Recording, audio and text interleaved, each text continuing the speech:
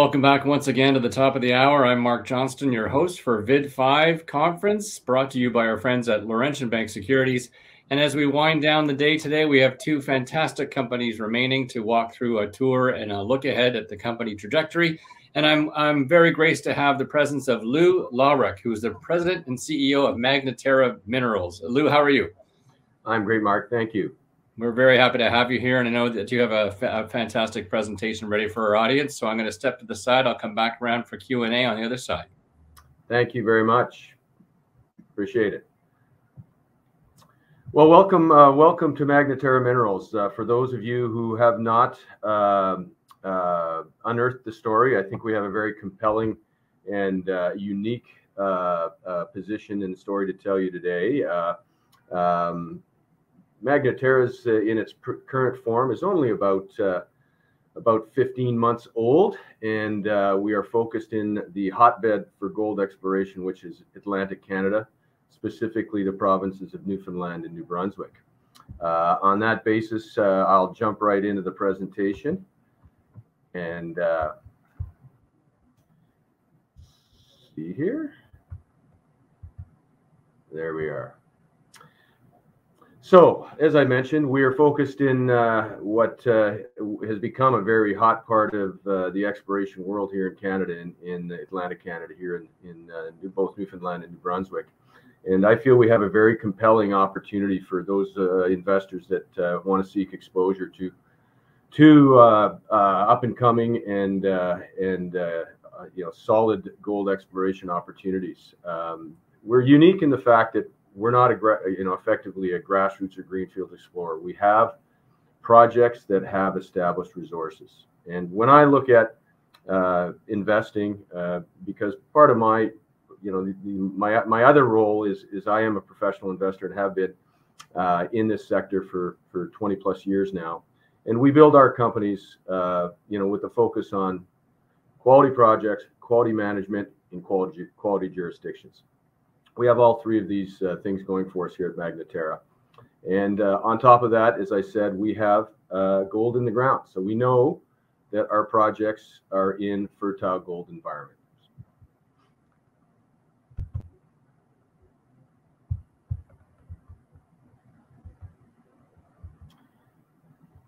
So a little bit about us. I'm not going to spend a whole lot of time. I have been doing this for some time now, 25 years. I've had a pretty good track record of success with some other companies, as mentioned here in the slide. But what I want to focus on is our technical management team, because I think that is our strong point. Specifically, David Copeland, our chief geologist, and Paul McNeil, who's one of our technical advisors. Both Dave and Paul come to us from Anaconda Mining. We have a unique relationship with Anaconda. Anaconda is effectively a sister company. The projects that we have acquired that make the focus of our company, we acquired from Anaconda. Paul and Dave are principally involved with the effective advancement of Anaconda's Goldboro project in Nova Scotia. When it was acquired by Anaconda in 2017, it had about 600,000 ounces in inferred resources. Today, going to feasibility before the end of this month, 2.8 million ounces and counting. Going to be the next, possibly the next built gold mine in the Atlantic region. So Paul and Dave obviously have, are well versed in the geology of this region, and we're very keen to have them basically running our programs for us as well. So a little bit about our company from a share structure perspective. As I said, in its current form, Magna Terra is only 15 months old. Therefore, we have a very tight cap structure. Shares outstanding just under 60 million. Anaconda is a large shareholder by way of the transaction we did with them. They own 21% currently. Management and insiders have a very large stake, which I think is very important. Our money is where our mouths are, so to speak. We own just under 20%, of which I'm the largest individual investor at about 12%. And then we have some well-placed institutions and high net worth investors who participated in other companies I've been involved with and have participated in the success of those companies as well. You see the warrant and option position. Our current market cap is about just over $8 million at current price of 14 cents today, and our cash position is just about $1 million currently, and that's all hard dollars. So we're very well positioned, and I think very, very undervalued based on the fact that we've got, you know, effectively 400,000 plus ounces already in the ground, split between two projects. I think it's a very compelling opportunity. I love this slide. I think this slide in and of itself tells why we are excited and why we are in this region. Atlantic Canada, you know, for many years, you know, up until very recently, up until really Atlantic Gold was acquired by St. Barbara for about $800 million about 3 years ago. You know, Atlantic Canada rather was a little bit, you know, appreciated, I think, and certainly underexplored from a precious metals perspective. But this slide, you know, tells you why we're excited. I mean, it is home to major structural faults that run from the Carolinas all the way effectively up to Ireland. And it's along these major fault structures that you find you'll find these major orogenic gold deposits, as evidenced by the left-hand part of the slide. Marathon's Valentine Lake at 4.2 million ounces and counting. Matador's up-and-coming Cape Ray project at 837,000 ounces now, which is on the same belt of rocks that Valentine Lake is. Clarence Stream in New Brunswick is another Galway Metals project. I noticed today they've announced that their resource update is going to be delayed till the first quarter of 2022 because they keep finding more gold. And then, of course, Goldboro, I mentioned Anaconda's project in Nova Scotia, which is 2.8 million ounces and counting, and will be subject to a feasibility study that will be public before the end of this year. So this is a region, again, you know, the Avalon or Appalachian Belt, as it's known, is 3 times longer than the Abitibi. There hasn't been nearly the kind of expenditure in terms of gold exploration. There's still many more ounces to be found and many more deposits to be found in this area. That's why we're here.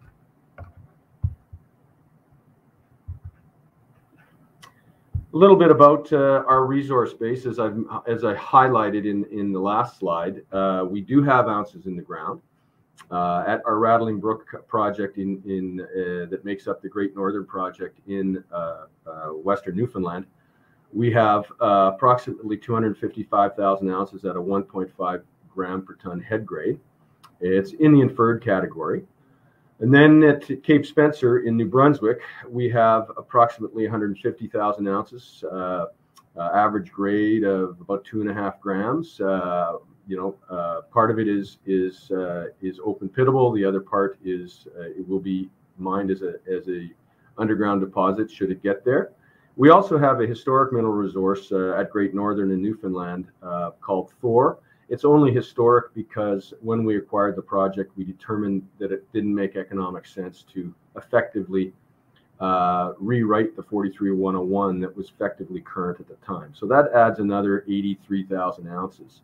Albeit in the historic category. So again, to highlight, we have projects that are in fertile gold regions, which I think is very important. We're not a grassroots play.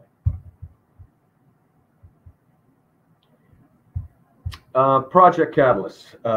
We have 3 projects, 2 in Newfoundland, Great Northern in Western Newfoundland, and two in New Brunswick, 1 in Newfoundland, Great Northern in Western Newfoundland, and then 2 projects in southwestern New Brunswick, Cape Spencer and Hawkins Love. Great Northern is highlighted by, as I mentioned, the 43-101 compliant ounces as well as the historic ounces there. Fertile environment, along major fault structures, regional fault structures. We've done a lot of work in the 15 months we've had the project, and we just completed a small drill program with assays pending. We've got a number of catalysts coming here in 2022, and we're very excited to get going on that. Cape Spencer, again, a compliant resource, major strike length along a major regional gold-bearing fault, multiple high-grade targets to be examined in the coming years. Hawkins Love is more grassroots, but what's interesting there is it's what we consider is the mirror image of the Clarence Stream project that has given Galway so much joy.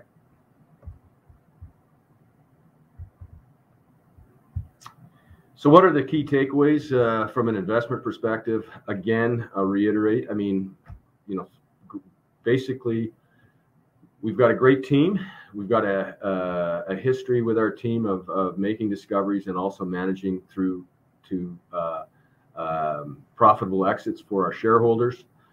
We have what we would call camp or district scale projects in fantastic jurisdictions for both mining and for exploration.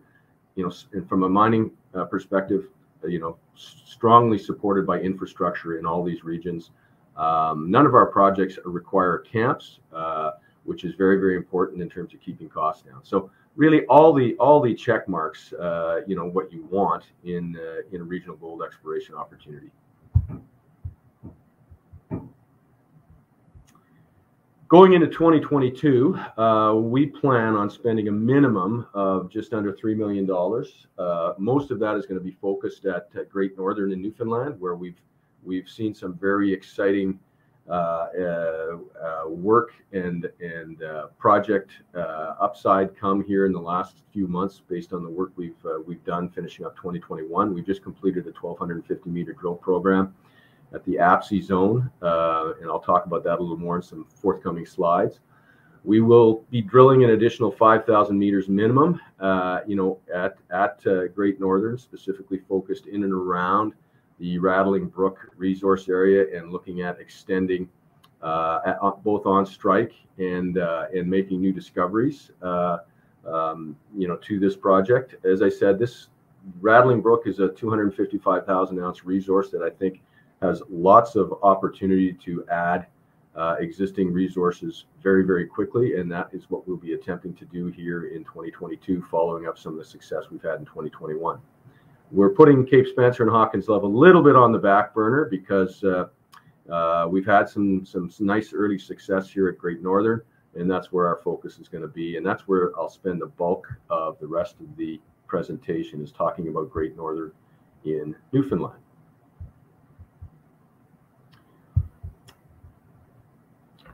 So as you see here, Great Northern is centered along what's called the Deucers Valley Fault. This is a major regional fault that runs effectively the length of the island. It's very similar to the geological environment that hosts Marathon's Valentine Lake project. And this is a you'll see through this presentation, this is a very much a theme for us. It's these major fault systems that control most of the gold mineralization so far discovered, in the region, not just Newfoundland, but into the Atlantic Canada region. These major faults and the regional fault splays are really, controls for gold deposition. And it's when we went out looking for projects, we wanted projects that were centered around these major fault systems. And at Great Northern, we've got something that is a dead-on lookalike for Valentine Lakes Marathon project. It's just earlier days for us, but we feel it's got the same potential, same geology, same rocks, and I'll explain that a little bit further in the next slide. So this is a comparison to Valentine Lake slide, and what I want to highlight here is again a major regional fault structure. Multiple kilometers of strike length, and at Valentine Lake you'll see that the orogenic gold deposits, it's not one large deposit. There's a number of deposits, kind of like a pearls on a string, which is fairly common for orogenic gold deposits that run multiple kilometers in strike length, and there's further potential at Valentine Lake for further discovery as the company is continuing to do so. We've got similar geology. You know, the gold deposition is found at the contact between the older granitic rocks and the younger sediment rocks at the fault contact. And we have the same geology, same age rocks, same regional fault structure running through Great Northern, and hence that's why we look at Valentine Lake as an analog. 3 small deposits currently at Great Northern that make up the current resource. Haven't been drilled to any great degree since 2006, 2007. So there's lots of opportunity to add, not only on strike, never been drilled at depth, and we've never been tested, in the northwesterly direction, which we'll talk about a little bit further.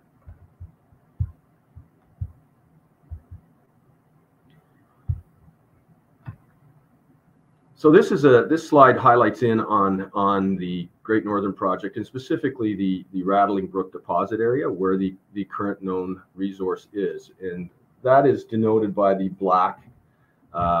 It's basically the drill holes that make up those inferred resources. So there's 3 small deposits, but as you can see, there's been no drilling filling in the gaps between those deposits. So that's low-hanging fruit for us. But the other thing we see here in this red checkers you see are some very interesting targets as defined by geochemical anomalies that are coincident with these regional north-northwest fault splays, minor fault splays, coincident fault splays. We think these fault splays could be feeder zones or higher grade feeder zones, and we just completed a small drill program testing that theory, and we haven't got the results yet back yet, but the visuals of the core look outstanding in terms of comparability to the core from the existing resource area. So as you can see with these fault splays and these geochem targets, we've got multiple drill ready targets to expand on this resource zone in the coming winter program. It's a 2.5 kilometer long trend, and that we know of, that looks like it can be extended in both directions, and along strike, and as I said, to the northwest, west-northwest along these regional fault splays. So lots of potential opportunity to grow this resource substantially.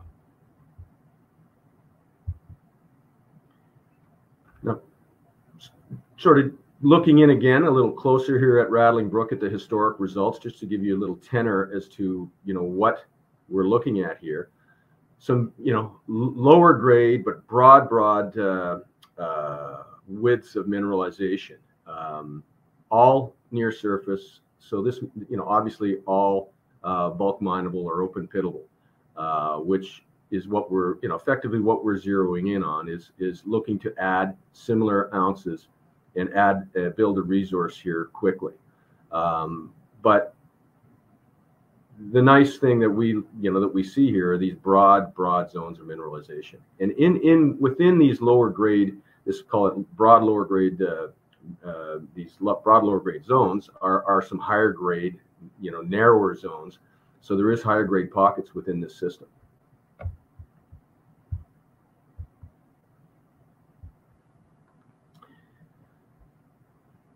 Focusing on the Apsy zone, which we've just completed, as I said, a 1,250 meter program.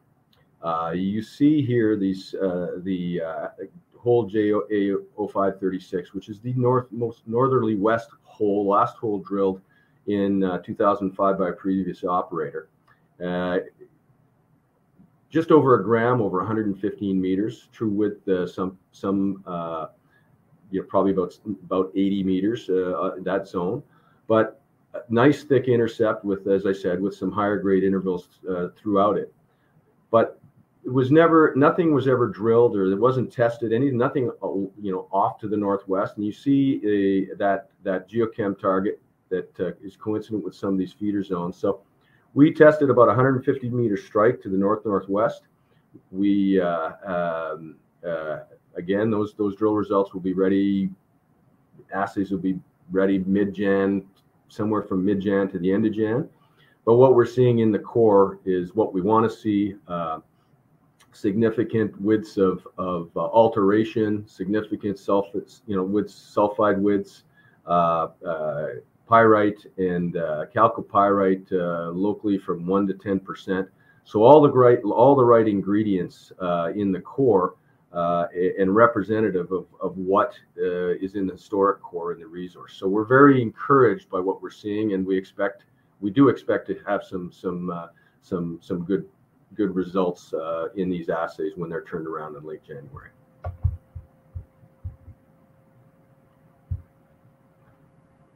Again, the Apsy zone, this shows you a little bit zeroed in again on the resource area in the darker red, and then this geochemical anomaly that trends up to the west-northwest, and there's a section here based on we've tested the up dip potential of this, and this extends for a further 500 meters west-northwest that we'll be testing with a winter program. It will need helicopter and snowmobile access because the terrain is a little steep.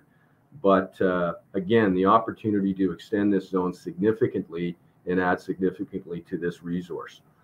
So we'll be testing this. We'll be completing this program as part of our 5,000 meter plan program commencing in early 2022.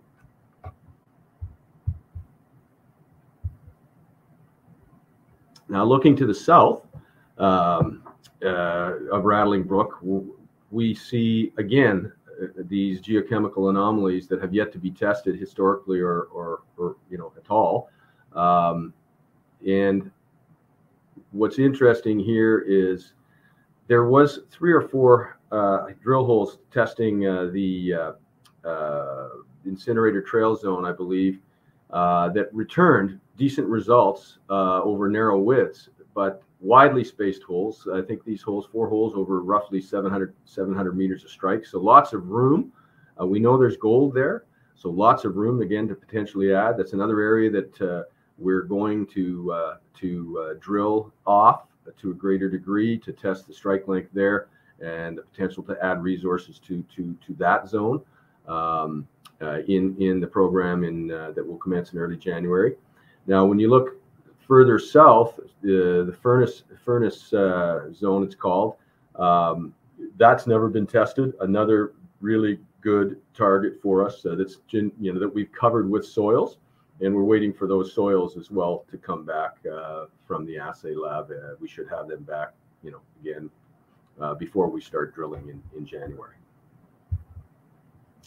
This is very interesting. This has got us very, very excited. We reprocessed some historical IP, and unfortunately, the historical IP doesn't cover the entire area of the Rattling Brook resource and exploration area. But what it does has got us very excited. And what you see here is the IP chargeability highs correspond directly to the resource area.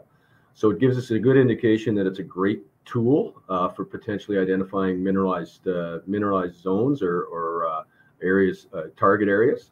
And if we go to the south, we've got this boomer of an IP target that's never been tested that corresponds directly with the incinerator trail geochemical anomaly that I showed you in a previous slide. Now, unfortunately, the IP doesn't extend down to the furnace trend, but boy, oh boy, this looks like a target that needs to be drilled and will be drilled in January.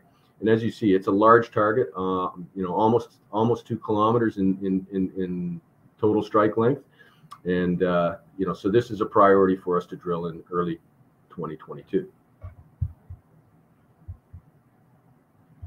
Lastly, when speaking about Great Northern, I want to spend a little bit of time on Jackson's Arm, which is off to the east and northeast from the resource area. This is where we spent the bulk of our time and effort last year. This is an area that had basically seen little or no exploration activity prior to us working it up. You know, a big alteration zone here, big alteration sulfide zone. We completed a 1,300 meter drill program in early 2021, testing, really wildcat testing some ideas. While we didn't make a discovery, so to speak, or have a discovery hole, we did encounter broad zones of alteration, broad zones of low-grade mineralization, interspersed with some higher-grade narrow intercepts, as you see indicated in this slide. But what it does tell us is we're in a fertile gold zone. It's a big system, you know, big alteration system, certainly. Lots of low-grade gold. So now our job is to vector in, you know, to the hot spots or to the juice. So this will see some further activity and likely some further drilling, specifically those highlighted areas with the circles. We've got some very high-grade surface sample targets there that have returned, you know, multiple grams gold in outcrop and in samples. So we will be back in here in 2022 as part of this drill program to try and vector in to what we feel is the hotspot here, and try to understand the geological controls for the mineralization. So all in all, Great Northern is a great opportunity for us, and why we're focusing the bulk of our efforts in early 2022. An opportunity here to grow the resource significantly, not only along strike, but also testing the minor fault splays off that regional fault structure. This is a very juicy project that we think can be ramped up very, very quickly.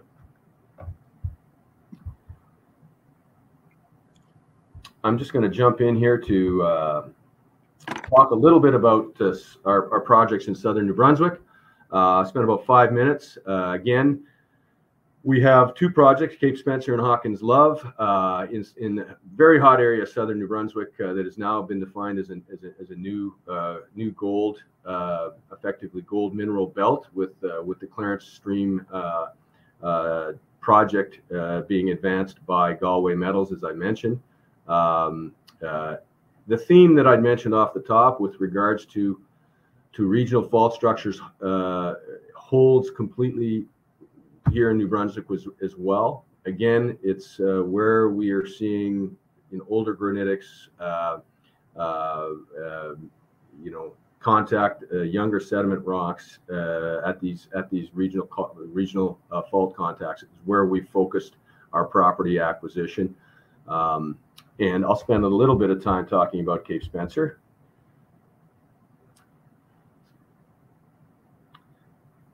Cape Spencer has, as I mentioned, an existing resource. So again, once again, we know we're in a fertile gold environment here.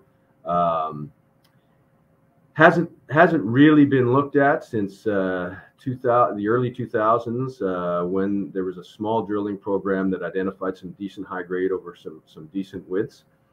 We followed up last year with a small program testing some concepts and advanced it significantly.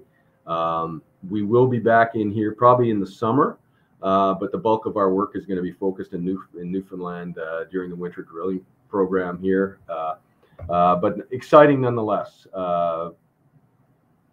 You know, 15 kilometers of strike along this major Milliken Fault, Lake Fault regional gold structure.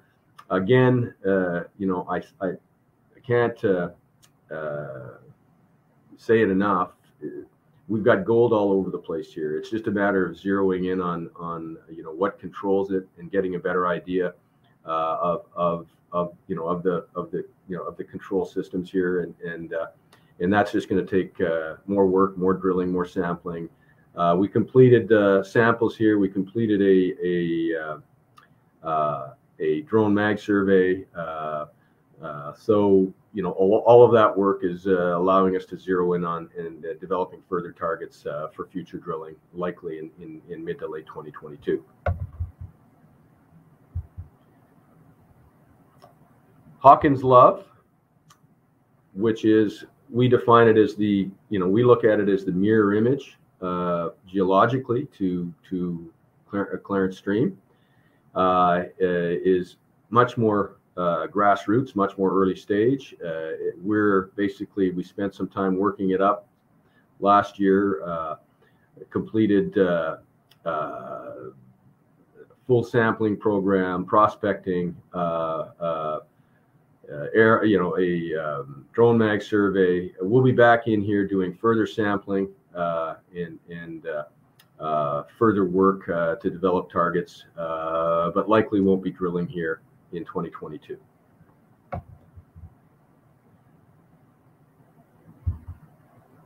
So just to recap, before I'm available for questions, what to say about Magna Terra? Again, we have a very strong team. We've done this before with other junior companies, been very successful at defining and developing projects that have become mines. We have great technical team, boots on the ground in Atlantic Canada. We have a unique relationship with Anaconda. I may make mention that I am the founder of Anaconda. I founded the company in 2007.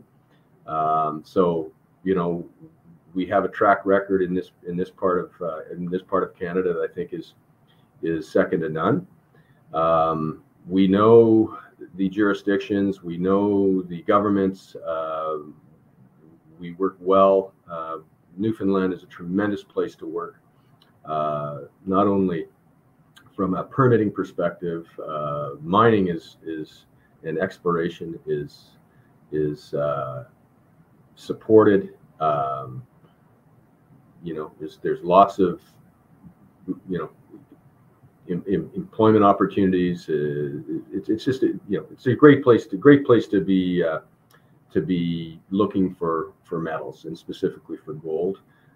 In New Brunswick, a little younger in its, I guess, in its gold exploration days, but certainly, the same superlatives. Great place to work, close to home, and now one of the hottest, two of the hottest areas for gold exploration in this country. So we're well positioned to have success, and I think we're very compelling and unique opportunity for gold investors that are looking for something with a very good capital structure, very good team, and very good leverage to discovery here in 2022. Thank you for your time, and obviously I'm available for any questions. That's terrific, Lew. That was a very fleshed out and well-rounded tour through the company and where things are at. We always appreciate that from the source. And as always, when we have a spectacular tour through the company, the Q&A column gets rather busy. So we have a number of questions to toss at you here. I'll jump right in. And a very, I think, a general question for many people watching today is, can you tell us why Newfoundland and the rest of Atlantic Canada, for that matter, has been overlooked as a region for precious metals endowment and discovery? Well, I think that's a great question. I think tectonically, honestly, I mean, I'm not a geologist, I'm a finance guy, but tectonically it is pretty chopped up. It's structurally very complex. And the knock on it previously was you'll never find a big gold project or a big gold deposit there. Well, that may be in fact true. You may not find a single 5 million ounce deposit, but boy, these orogenic deposits that, for example, that Valentine Lake and for that matter, other companies are delineating, along these structural corridors, there's lots of 500,000, 700,000, 1 million ounce, deposits that you string together and become 5 million ounce deposits. So, so I think, I think it just takes time, understanding, and patience, and we're finally starting to see that. I think it took one catalyst sort of, and I think that was St. Barbara acquiring Atlantic Gold, yes, for a big price tag that woke everybody up to the opportunity in Atlantic Canada. Really, I think that was a defining moment. Okay, great perspective. Thank you for that, Lew. A couple of questions coming in from various parts of the world. Eric's asking, who are the QPs of the company in Newfoundland and New Brunswick? Our QP is Dave Copeland, who's our senior geologist. Okay, thank you for that. Great. Let me just go back to the question about the territory and the jurisdiction here, Lew. Newfoundland has been a hotbed for exploration junior companies recently. What differentiates Magna Terra from all the companies that have rushed in and staked ground in the province in, say, perhaps the last 2 years or so? Well, I think a couple things. I think number one, our team. We've been there a long time. I mentioned I was founder of Anaconda 2007. So we've seen certainly the down times when Newfoundland wasn't in vogue. So that's number one. We've been there a long time, so we kind of know where the bodies are buried a little bit, so to speak, to use a colloquial phrase. But number two, I think, is, again, having been there a while and understanding, seeing the success of other companies like Marathon, Anaconda in Nova Scotia, Atlantic Gold in Nova Scotia, Galway in New Brunswick, seeing their success and trying to understand and focus on the recipe for that success allowed us to focus in on these regional fault structures as control mechanisms for gold, and that's where we focused our efforts in terms of acquiring our projects. And lastly, we have gold in the ground. We're not we've already got established resources. I think that's the number one thing. And there's not many companies, let's say in Newfoundland right now, in this Newfoundland, gold rush that we're seeing, that can absolutely say that they have 43-101 compliant resource ounces. We do. Okay. Fair point. Thank you for that, Lew. We've got a double-edged question here from two different people, so I'll put them together because it's sort of a two sides of the coin here. What are the potential catalysts, Lew, to move the stock price in 2022? And at the same time, what do you think are the biggest challenges for 2022 and beyond? Absolutely, yeah. Lots of catalysts, and it's drill. I mean, we're ready now to just basically, drill the heck out of specifically Great Northern, and nothing gets the market going than good drill results. So I think that's it. I mean, we don't, our next 5 million in expenditures in 3 to 5 million in expenditures in this company are going to be, I would say, 90% focused on drilling. So number one, and then number two, what's the downside? It's just the market interest. I mean, we've come, 2021 was tough in our business after a pretty good latter half of 2020. So it's the thing you can't control, which is eyeballs and investor interest, right? Yes, fair enough. And as the head of the table here in the company, I'm curious about your confidence in the team at this point. You've clearly put time and energy into putting the right team together for where you're at. Can you tell us a little bit about the people behind the company? Because that's always a great investor insight. Absolutely. As I said, I focused, beginning of our presentation on our technical team, which is where, to me, an exploration company has to be strong, and we certainly are. We've got the unique relationship with Anaconda, where we share a technical team and a management team, and I can't say enough about that. It allows us to mitigate some costs that normally we'd have to effectively take on by ourselves, where we share those costs. It also allows us to piggyback to a certain degree on Anaconda's how would I say leverage with service providers, whether it's drill contractors, other service providers. We can get access or have access to those things because we have this relationship. We're effectively sharing these resources. Understood. Very good. Well, as we wind down the year, I know that, as you say, a lot of people are moving into the holiday season mode. This is a great takeaway for people to figure out their investment opportunities for the new year.